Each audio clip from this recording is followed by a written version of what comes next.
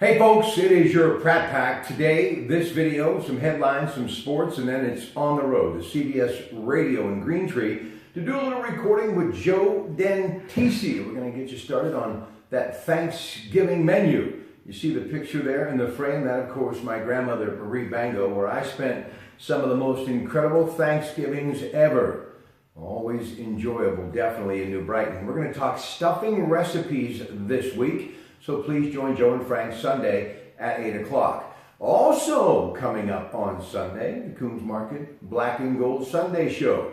More with the Steelers-Indianapolis game in a moment. And don't forget, the crew walks the line against the weekly spread in the noon hour. Now, headlines for the day. President Trump, Vladimir Putin, they met briefly at the Asian-Pacific Economic Cooperation Summit in Vietnam. Nothing more than a firm handshake, but there were reports that Putin and the president would meet on the sidelines at the summit to discuss an array of issues, including North Korea's nuclear program. The White House has ruled out any formal meeting simply because the two leaders are citing scheduling conflicts.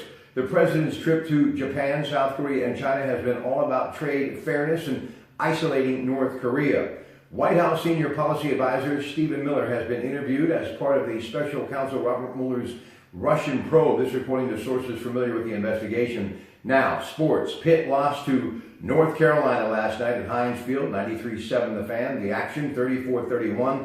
Anthony Ratliff-Williams returned the opening kickoff for a score, threw for another on a trick play, and hauled in what would be the eventual go-ahead score midway through the fourth quarter. Another strong performance for Pitt running back Darren Hall, the Youngstown, Ohio native, rushed for 121 yards and 4 touchdowns. Up next, November the 18th, next Saturday, Lane Stadium, Virginia Tech at 12:20. Again, 93-7 the Fan. Big week for college football fans. West Virginia takes on Kansas State on the road. Penn State, Rutgers tomorrow.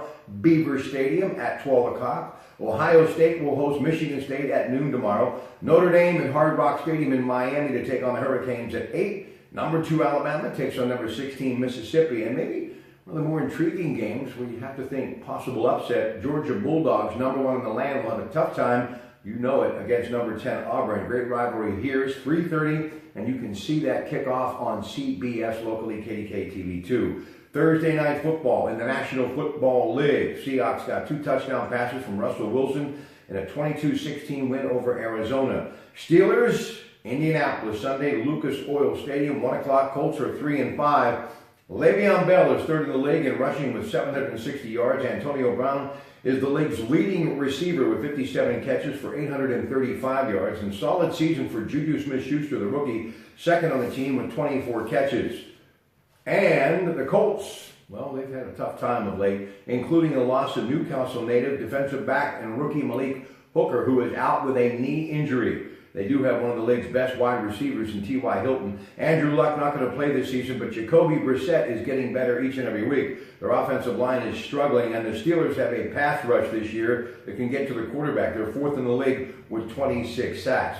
Penguins are at the Capital One Arena to face Washington tonight at 7. Folks, we will talk to you tomorrow morning at 5 a.m. on Rob Pratt Saturday. We started off for Veterans Day right after CBS Radio News. And again, to veterans everywhere, we salute you and we thank you for your service to our country. Have a great afternoon and a wonderful weekend, everybody.